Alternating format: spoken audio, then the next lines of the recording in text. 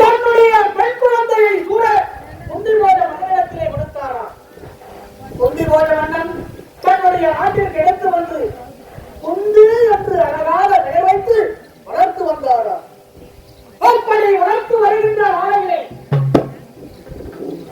கோபத்தில் மிகுந்த தூர்வாச மகரிஷி ஆசிரமத்திற்கு வந்தாரா? குந்தர நாட்டிற்கு வந்தாரா? செழிப்புடைய இந்த நாட்டிலே அண்ணா குந்திபோஜ மன்னா, செழிப்புடைய உன்னுடைய நாட்டிலே ஓராண்டு காலம் தங்கி ஞாபகத்தை மேற்கொள்ள வேண்டும். அதனால் எனக்கு ஒரு ஆசிரமும் ஒரு பணிவிடைக்கு ஒரு ஆளும் வேண்டும் என்று கேட்டார். ஒரு ஆசிரமம் தயார் செய்து பணிவிடைக்கு ஆண்வாரிசு இல்லாத காரணத்தினாலே தன்னுடைய குழந்தை குந்தியை பணிவிடை வேலைக்கு அனுப்பி வைத்தார்களா? அப்படி அந்த குழந்தையானது குறிப்பறிந்து ஜலம் வேண்டும் என்று நினைக்கும் போது ஜலத்தை கொண்டு வந்து கொடுக்குமா? மலர் வேண்டும் என்று நினைக்கும் போது மலரை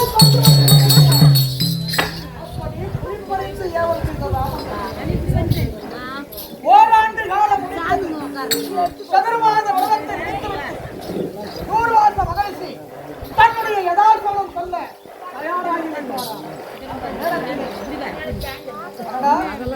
இந்த குழந்தையானது முழுவதாக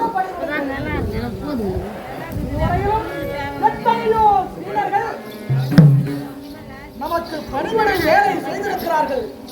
ஆனால் சாபத்தை பெற்றார்களே தவிர மரத்தை பெற்றவர்கள் யாரும் கிடையாது. ஆனால் இந்த குழந்தையானது அவ்வளவு அழகாக பணிவிடை வேலை செய்தது. இதனுடைய எதிர்காலம் எப்படி இருக்கும் என்று ஞானத்தினால் உற்று மாற்றினாரா? குந்தியின் எதிர்காலத்தை பார்க்கின்ற நேரத்திலே குந்தி கணவனோடு வாழ்கின்ற ஆலையிலே மகப்பேறினால் இருந்து கொண்டாரா? குழந்தை பார்க்கவில்லையா? அதனால் குந்தியை அழைத்து, குந்தி, உனக்கு 5 மந்திரங்களை உபதேசம் செய்கிறேன். இந்த மந்திரங்கள் நீ கணவனோடு வாழ்கின்ற ஆலையிலே உனக்கு 5 புத்திரர்கள் பிறப்பார்கள், நற்புத்திரர்கள் பிறப்பார்கள். நீ கணவனோடு வாழ்கின்ற ஆலையில் இந்த மந்திரத்தை உபதேசம் செய்தால் அப்படிப்பட்ட பிள்ளைகள் பிறக்கும் என்று உரைத்து, இந்த மந்திரம் நீ எப்பொழுது நினைக்கின்றாயோ அப்பொழுது உன்னுடைய நினைவுக்கு வரும் என்று உரைத்து தூர்வாச மகரிஷி ஆசிரமம் சென்று விட்டாரா? குந்தியானது விளையாட்டு பருவம் அல்லவா? அதனால் வீதியிலே விளையாடிவிட்டு இரவு நேரமாகி உடனே மாடிக்கு சென்று விட்டதா? மாடியில் நின்று அடடா, தூர்வாச மகரிஷி 5 மந்திரங்களை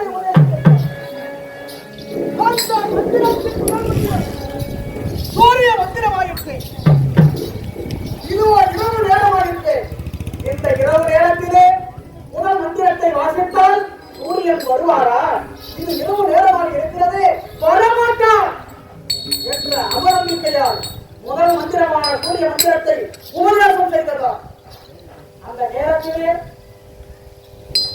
அந்த மந்திரத்தின் சக்தியானது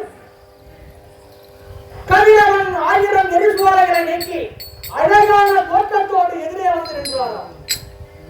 பார்த்தவுடனே குந்தி தேவி அதிர்ந்து விட்டதாம். சுவாமி, தூர்வாசர் கொடுத்த மந்திரம் பலிக்குமோ பலிக்காதோ என்று நான் சோதனை செய்து விட்டேன். ஆனால் பலித்து விட்டது. உங்களை பார்த்து விட்டேன். நீங்கள் சென்று வாருங்கள் சுவாமி என்று உரைத்தாராம். சூரிய பகவான் புன்னகையோடு, என்ன தூர்வாசர் கொடுத்த மந்திரம், உனக்கும் எனக்கு ஒரு குழந்தை பிறக்க வேண்டும். அதுதான் இந்த மந்திரத்தின் பலன், தூர்வாச மந்திரத்தின் பலன். இல்லை என்றால் தூர்வாசர் சாபத்திற்கு ஆளாகி விடுவோம் என்று உரைத்தாரா? என்ன சுவாமி, எனக்கு ஒரு குழந்தையா? சுவாமி, நானோ கண்ணி பருவமாக இருக்கின்றேன், 5 வயதான குழந்தையாக இருக்கின்றேன். எனக்கு ஒரு குழந்தையா? வேண்டாம் வேண்டாம் சுவாமி, வேண்டாம் என்று உரைத்தாரா?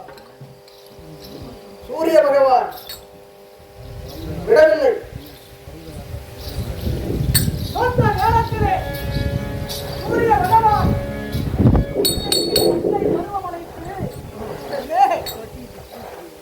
கண்ணீரில்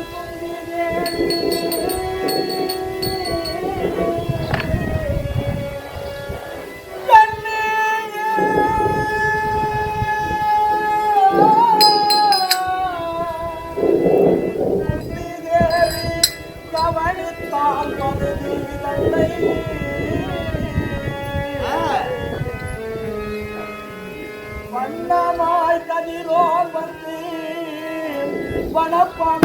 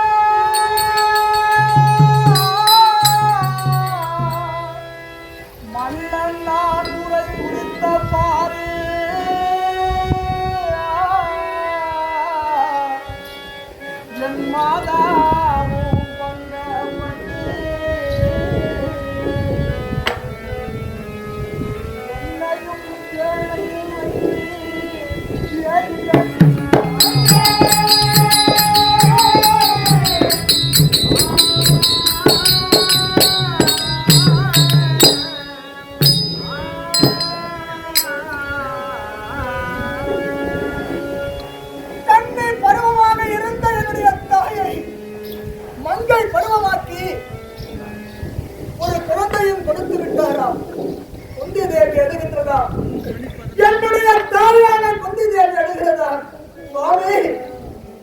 கன்னி பருவத்திலே இருந்த எனக்கு மங்கை பருவம் அழைத்து எனக்கு ஒரு குழந்தையை கொடுத்து விட்டீர்களே சுவாமி.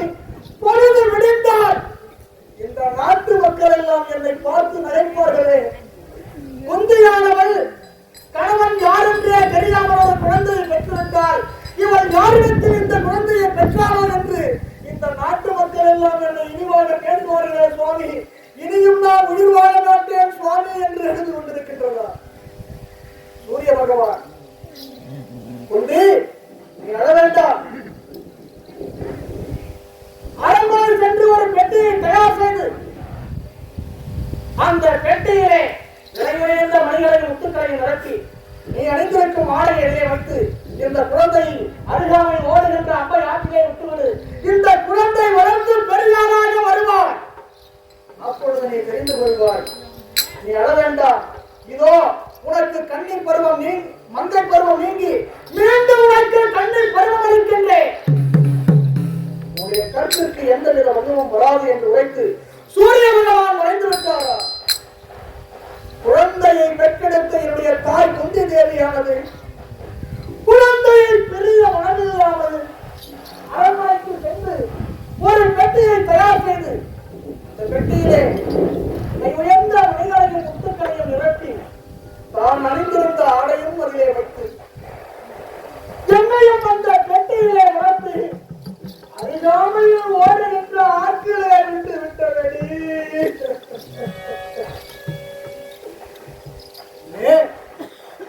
அலை என்ற இது கடங்களால் தவழ்ந்து தவழ்ந்து தவழ்ந்து தவழ்ந்து வருகின்றேன்.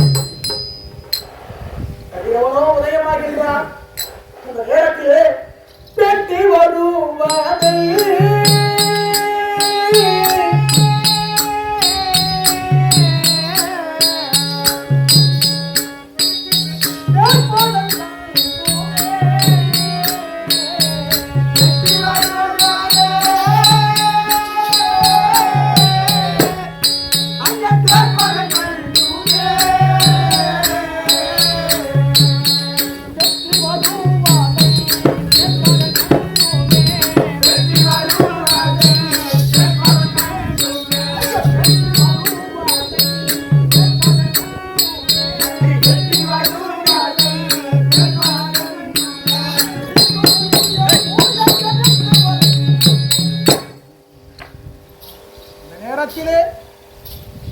கதிரவனோ உதயமாகின்றார்.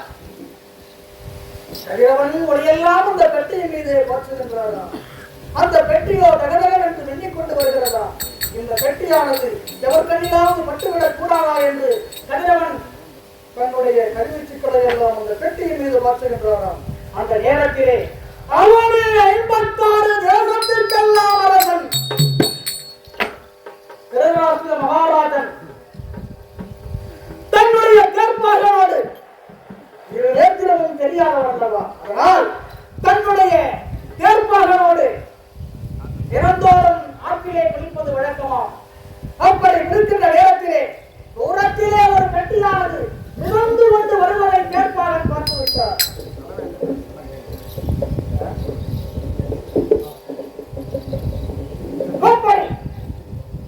மன்னா, ஒரு பெட்டியானது இந்த ஆற்றிலே மிதந்து கொண்டு வருகிறது என்று மன்னனிடத்திலே உரைத்தார். மன்னனோ ஏற்பாக அந்த பெட்டி எடுத்து வா என்று உரைக்க பெட்டி எடுத்து வந்து மன்னரின் முன்வைத்து திறந்து பார்க்கின்ற நேரத்திலே சூரிய பிரகாசம் போன்று இந்த குழந்தை நான் இருந்தேனா. குழந்தையை பார்த்து தூர்வாசம் குழந்தையை பார்த்து திருதராஷ்டிர மகாராஜன் ஏற்பாக உனக்குத்தான் மகப்பேர் இல்லாமல் இருக்கிறாயே, குழந்தை பாக்கியம் இல்லாமல் இருக்கிறாய், அதனால் இந்த குழந்தையை நீ வளர்த்துக் கொள் என்று வைத்தாரா. ஆகா, குழந்தை கிடைத்த மகிழ்ச்சியினால் கேட்பாகன் அருகாமையில் இருந்த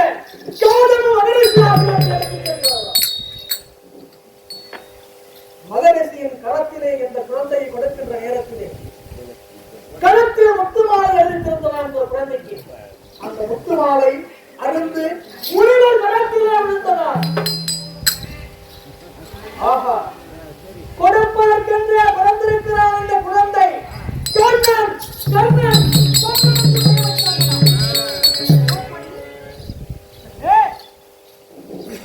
என்னை பெற்றவரா புத்தி என்ற இரு நலன்களால் தாளாட்டியவனோட